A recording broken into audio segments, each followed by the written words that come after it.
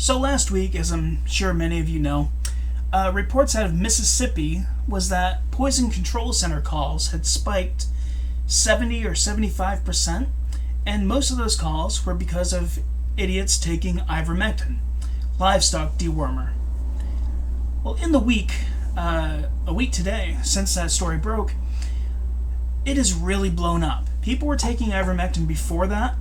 I did a video on here, got a lot of people in my comments talking about how they had been taking it for a while. But the story really blew up as far as mainstream coverage went because of that. And in the past week, we've seen compilations of Fox News hosts talking about taking ivermectin. I think it was Laura Ingraham on Fox talking about how Fauci has failed us because he's not telling us to take something that's not fucking for COVID. And, you know, people are filming themselves taking it and shitting their brains out because of it. And very proudly taking it. And everyone's been talking about it here on TikTok.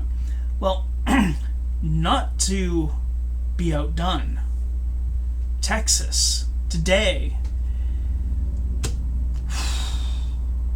590% uptick in poison control center calls in Texas.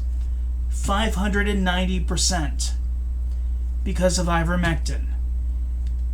Because of right-wingers, anti-vaxxers taking livestock dewormer from the feed store. So I'm trying to look for something positive to say to these idiots because I've spoken with them in my comments, and you can't reason with these people at all.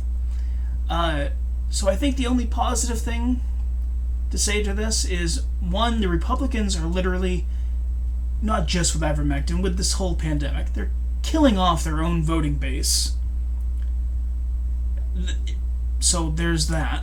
But also, the bright side, at least, the positive side of all these people taking ivermectin, at least for once in this pandemic, they're actually thinking that the virus is real. So it's progress, I guess.